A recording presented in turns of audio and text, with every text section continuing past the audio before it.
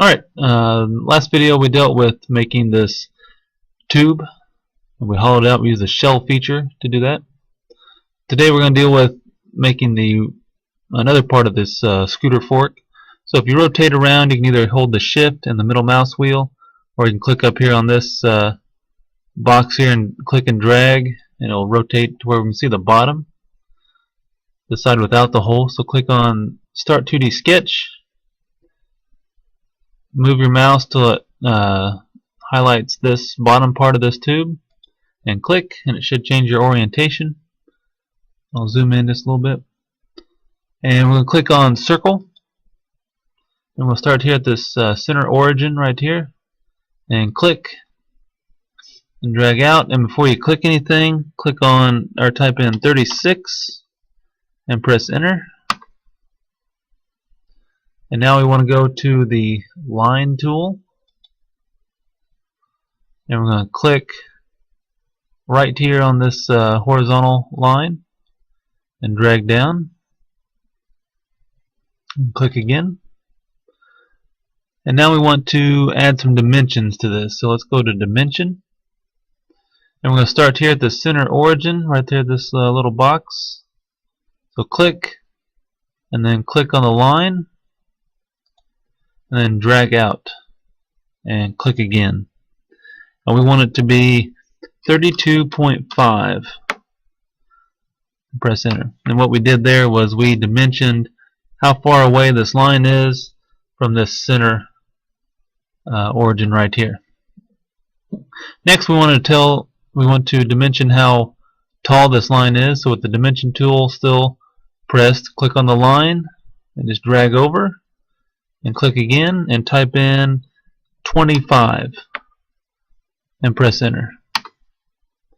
And now your line might extend up over the horizontal line, it might be below, it doesn't really matter, but we're going to constrain this line to this horizontal line right here. So hit the horizontal constraint button, which is right here, and click on the center origin right here and the end of this line, and see how my line snapped down to this here. Alright, now we're going to draw a few more lines to help us finish out our sketch here. So we're going to click on the line tool, and we're going to click on the end of this line that we drew here and drag your mouse up until you see a little symbol right here. It's a circle connected to a line, and that means it's tangent. Tangent, you'll learn in geometry, is when a line touches the outside of a circle. It doesn't go through it, it just runs along the outside of it. And so again, just you'll click here, just run your mouse up along the circle until you see that symbol pop up right there, and then click again, and then you see the symbol for tangent, and we should be okay. Now let me come down here towards the bottom, and we're going to click at the other end of this line. Kind of come down at an angle, don't come straight across, come down at an angle like that to the center, or this vertical line, and click again. And we're going to go to dimension. We're going to click on the center origin right here and the end of this line. So click, and then drag the dimension over and click again, and type in a dimension of 30 and press enter.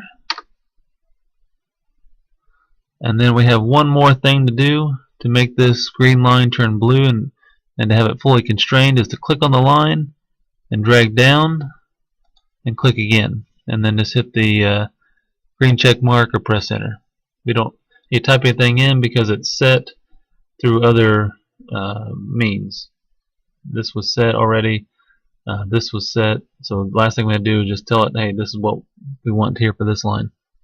And so now we have everything should be blue, it should be constrained, that is, it's set in its position, so we should be good to go. Now we want to get these three lines on this side over here. Now we can draw them again, or we can save some time and we can do a mirror of this object, of those three lines. And so we're going to click on line.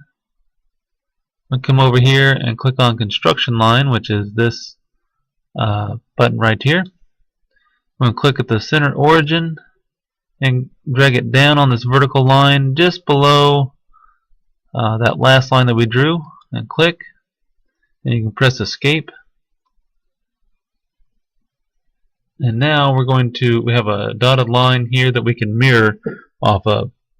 So we'll click on the mirror button, which is right here, and we're going to select this line, and this line that we drew. And now it wants to know what line are we going to mirror off of. So we'll click on this button, and we'll click on this dotted line that we drew. And now we're going to hit apply, and boom, it jumps over like this. So that saved us quite a bit of time. Instead of having to redraw all those and get dimensions, we can just mirror that right over there. And we'll hit done, and there we go. Now we want to get rid of this inside circle, and to do that we need to go to trim, and you see the scissors there, and we're going to click on this part of the circle, and we're also going to click on this part of the circle, and you can see it got rid of it. You can still see the dimension here for the arc, but we got rid of those two halves of the circle, and now we are done with the sketch. We can either hit that finish sketch button, or we can right click and drag down here that says finish 2D sketch, and now we're going to extrude it. Now we want to extrude this. So we can go to extrude, and you can see it's already picked up our profile here. We want to change that to 7 millimeters, and we can do that here or here. But we're going to change it to 7, and we'll press OK. And so we now have a solid object here. If there's a circle right here or a hole, let me know, we can get that fixed. So that is the next step of this part, and the next video will deal with some other features that we're going to add to this.